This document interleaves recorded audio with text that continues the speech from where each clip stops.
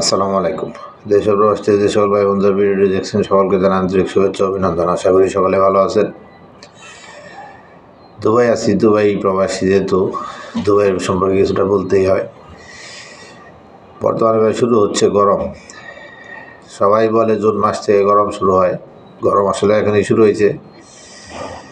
June মাসের 15 তারিখ থেকে আগস্টের 15 তারিখ পর্যন্ত এটা গভর্নমেন্টের কানুন। গভর্নমেন্টের কারণ হিসেবে দুপুরে লাঞ্চ টাইম 3 ঘন্টা, অর্থাৎ 12টা থেকে অথবা 12:30 থেকে 3:30 অথবা 12টা থেকে 3টে এই পর্যন্ত বাইরের কাজ করানো নিষেধ। এটা গভর্নমেন্টের কানুন। এই কারণে সবাই 3 মাসের এই উল্লেখ করে যে জুন জুলাই মাস আসছে, কিন্তু আসলে এখনই যে গরম পড়তেছে 50 ডিগ্রি ছুঁই, আর হয়তো বা এই মাস যাইতে যাইতে আপনার প্রায় 53, 55, 57 এমন উঠে যায়। প্রচুর গরম ভাই। যারা বিশেষ করে কনস্ট্রাকশন সেক্টরে কাজ করে এবং যাদের বাইরে কাজ করতে হয় তারা একমাত্র বুঝে যে দুবাইতে কনস্ট্রাকশন সাইট অথবা গরমের কারণে যে কতটুকু কষ্টের। যদি যে কেউ পারেন বাইরে অন্য কোনো কাজে আসতে তো আলহামদুলিল্লাহ। যদি কনস্ট্রাকশন সেক্টরে আসার ইচ্ছা করেন হয় জুলাই আগস্ট মাসের পরে আসেন, না হয় প্রচুর পরিমাণে হার্ড পরিশ্রম করতে পারেন এমন লোক আসেন, যারা অথবা হার্ড ওয়ার্কিং করতে হইব এটা মেনে নিয়ে আসেন। শরীর স্বাস্থ্য ভালো থাকলে আসেন। যারা দুর্বল আছেন, শারীরিক কন্ডিশন খুব দুর্বল আছে, তাদের জন্য দুবাইতে এই সময় এসে ঢুকেন না, তাহলে পরে টিকতেই পারবেন না। যদিও পরে আসেন তাহলে হয়তো আস্তে আস্তে টিকে যাবেন, যেহেতু ঠান্ডা থেকে যদি আস্তে আস্তে গরমটা আসে মোটামুটি টিকতে পারবেন। আর যদি আইসাই হুট করে এত গরমে পড়েন, বাইরে বেরোনো জানা, বাইরের চোখ তাকানো জানা, রোদ্রের কারণে বাইরের দিকে কালো গ্লাস ছাড়া। যারা কনস্ট্রাকশন সেক্টরে আসবেন বলে ভাবছেন বা এই সেক্টরে কাজ জানেন, হয়তো দুবাইতে নতুন আসবেন অথবা এই সেক্টরে ভিসা পাইতেছেন বা কোম্পানিটা পাইতেছেন, এবং যারা আছেন তারা আমার পুরো ভিডিওটা শুনেন। আশা করি পরামর্শমূলক অনেকটুকু উপকার হবে, এবং আরও কিছু জানার থাকলে আমাকে কমেন্ট করবেন, জানিয়ে দেবো। এবং আমার চ্যানেলটি লাইক সাবস্ক্রাইব করে সাথে থাকবেন।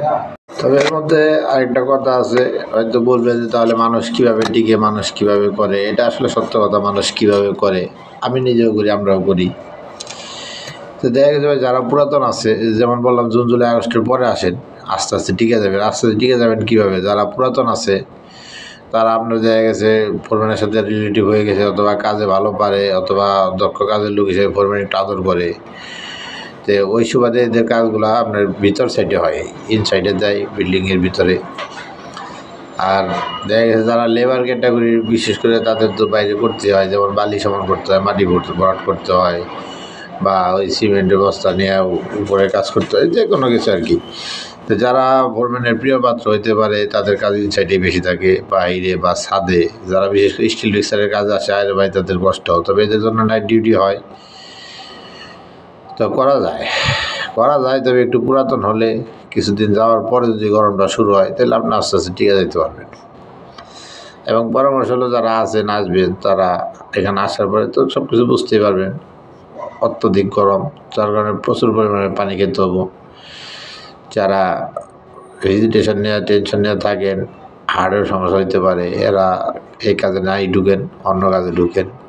যাদের বয়স হয়ে গেছে তারা অন্তত 3 মাসের জন্য রেস্টে থাকেন প্রয়োজনে, এই 3 মাসে কাজ করেন না। সব কিছু মিলিয়ে করা যায়, যেহেতু আমরাও করতেছি, আরও শত শত মানুষ করতেছে। কিছু নিয়মকানুন, এগুলো সেফটি নিয়মকানুন মেনে চলতে হইব।